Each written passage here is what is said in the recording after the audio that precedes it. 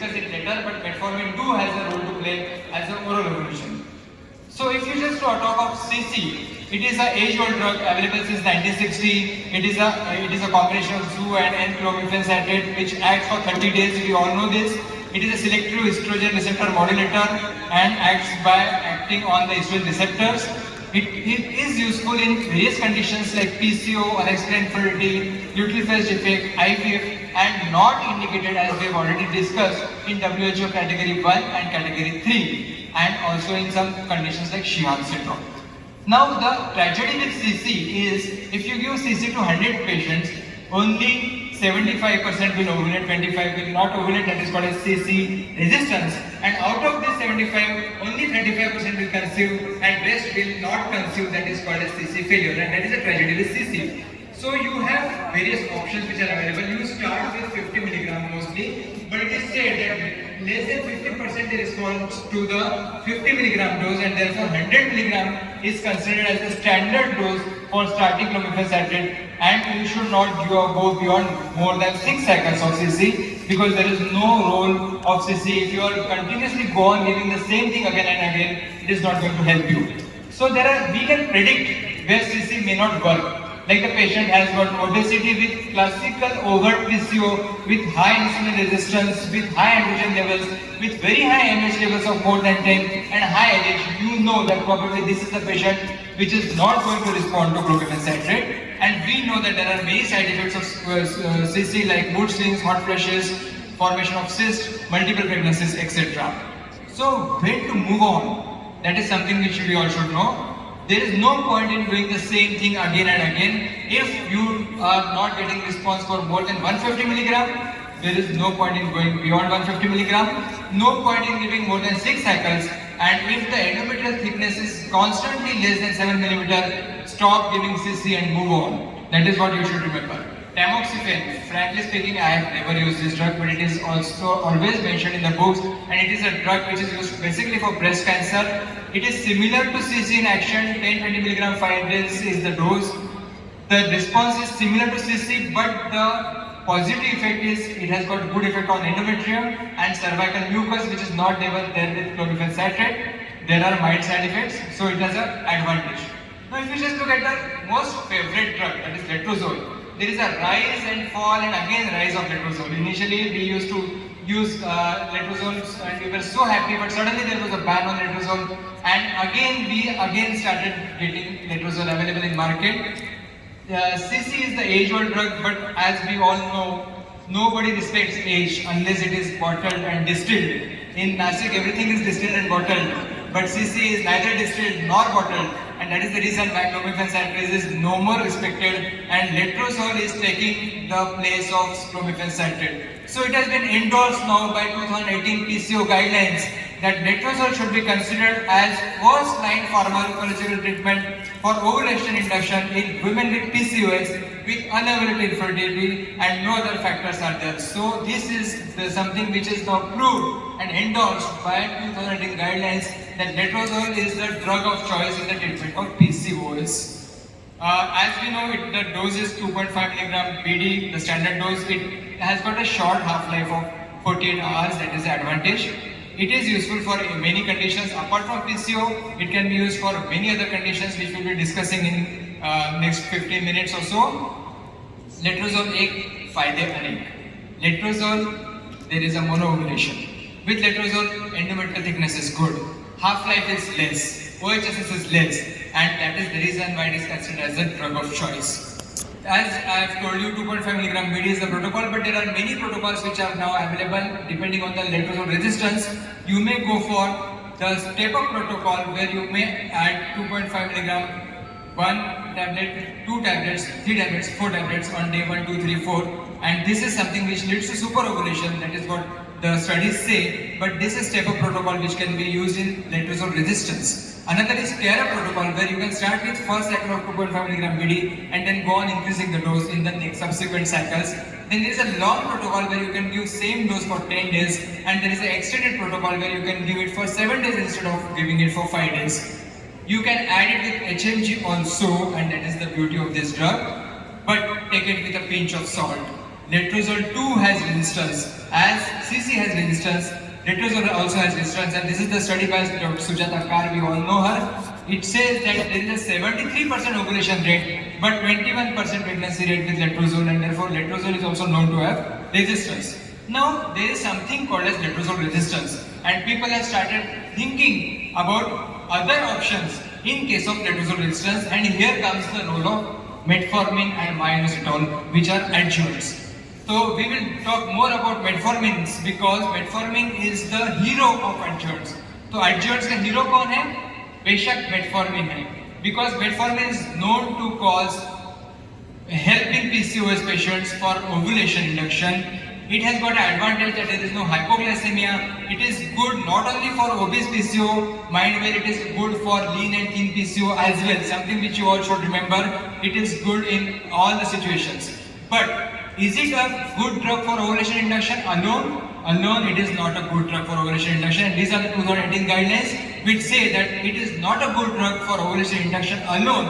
But in patients with CC and letrozole resistance, metformin should be added to improve the success rate. So if you just look at the algorithm, look at this algorithm. There is a step 1 and step 2. And step 1 includes letrozole, that is 1A, and 1B is add metformin before going to level 2, that is gonadotropins. So before starting HMG, you have a cheaper option, better option, so just go for it. That is what the algorithm says. And it is a good cocktail. It blends very well with even HMG. So that is why it is said that if you add metformin in IVF cycles 1 month before starting ovulation induction agents, you get very good quality oosets also. So it's a good cocktail. That's the advantage. Now we will be discussing 3 situations where we require controlled ovarian hyperstimulation, that is time intercourse, IUI and IVF. All the 3 situations where oral emulations have role to play, and the 3 common clinical situations where oral ovulations have role to play. One is PCOS, we have already discussed that. Second is diminished ovarian reserve, and third is unexplained infertility. So let me start with IUI. We know that time intercourse is something where we start with oral ovulations, but even in IUI, it is said that the oral ovulations have definite role to play. So just look at this success rate. If you give CC alone, you get 10% success rate. Letrozole combination, letrozole is better than CC, as we all know, we have already discussed. Combine letrozole with gonadotropins, 20% success rate, and maybe success rate is higher if you give gonadotropins alone. But what about the cost? So this is the most important challenge, and the cost factor plays a crucial role, especially in a country like India, and therefore I always say that this is the PPP protocol, which we call it as Indian Jugadu protocol, where we add CC or letrozole on day, and day 6, 7 and 8 we give gonadotropins, HMG 75 or 150, and do IUI after ovulation takes place. So this is a practical popular protocol where you start with letrozole 2.5 mg BD, and then on 6th, 7th and 8th day give HMG and give trigger and do IUI. That is what is the most popular protocol. So don't try to be good in everything. Be good in one thing. That is what makes you special. That is what is important nowadays. The next is unexplained infertility. We all know that unexplained infertility is something where at least one tube is patent, ovulation is taking place, and semen analysis report is normal. 3 things are there, still the patient is not conceiving. What you do? You try to buy some time. You just ask the patient to take folic acid, do counseling, lifestyle, and ask her to return after a few months. And this is the first step.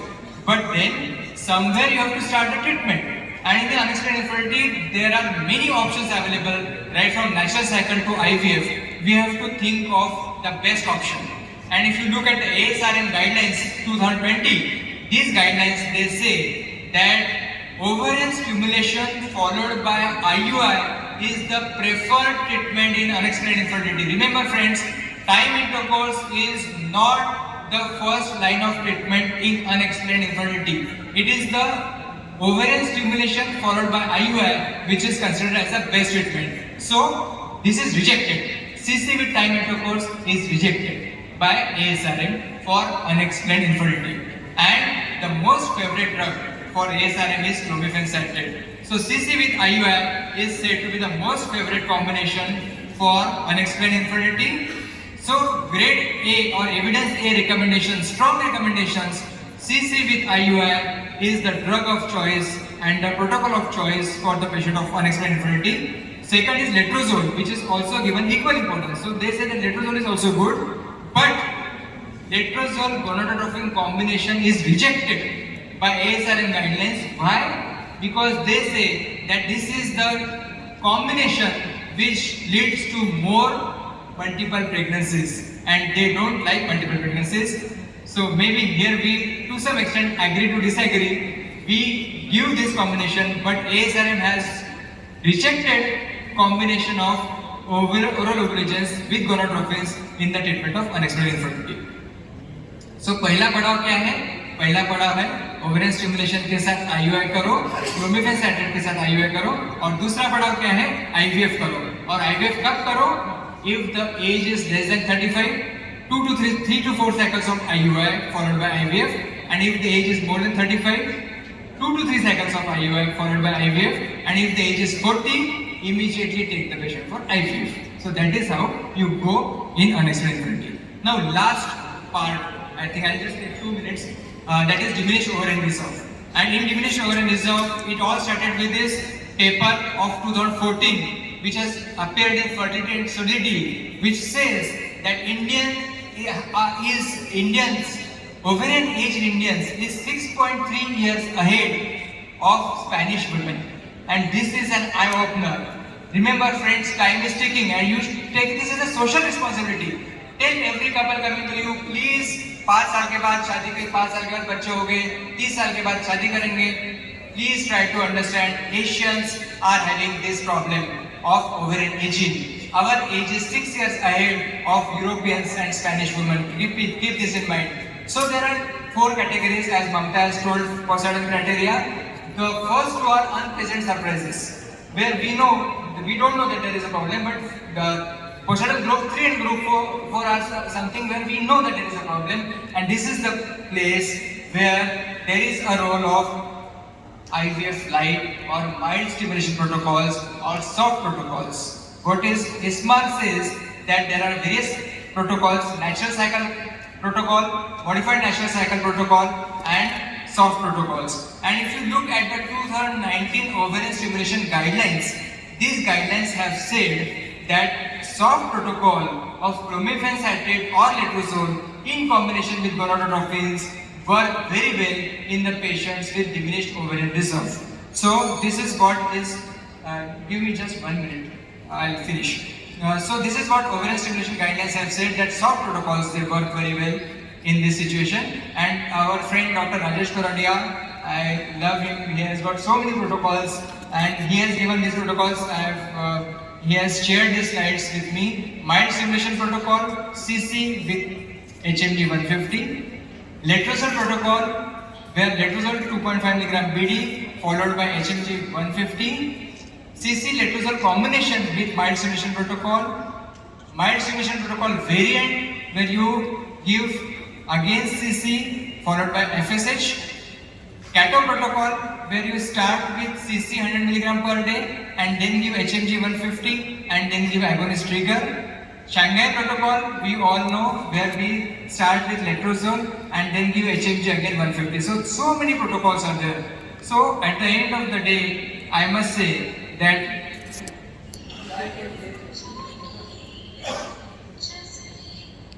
Toast होता है, वैसे हर एक drug जरूरी होता है. So take home message is very clear. Oral ovulations, they are integral part of ovulation induction and ovarian stimulation.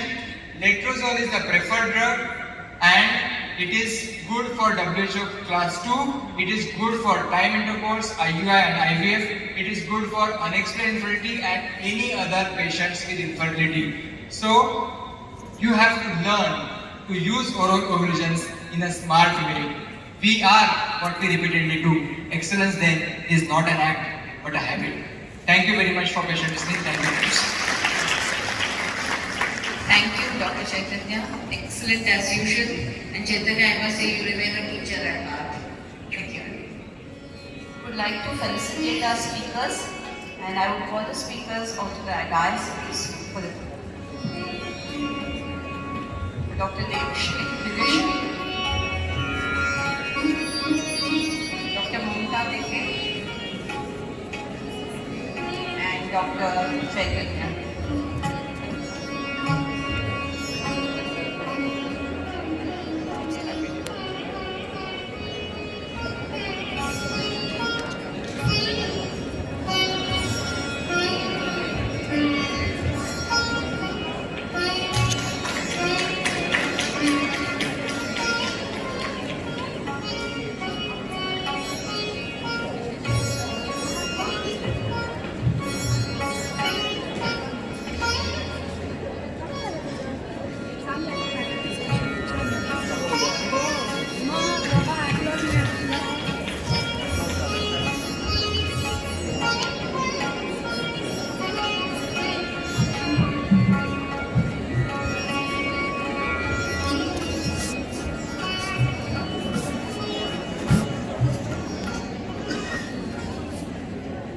Thank you, dear chairpersons. We are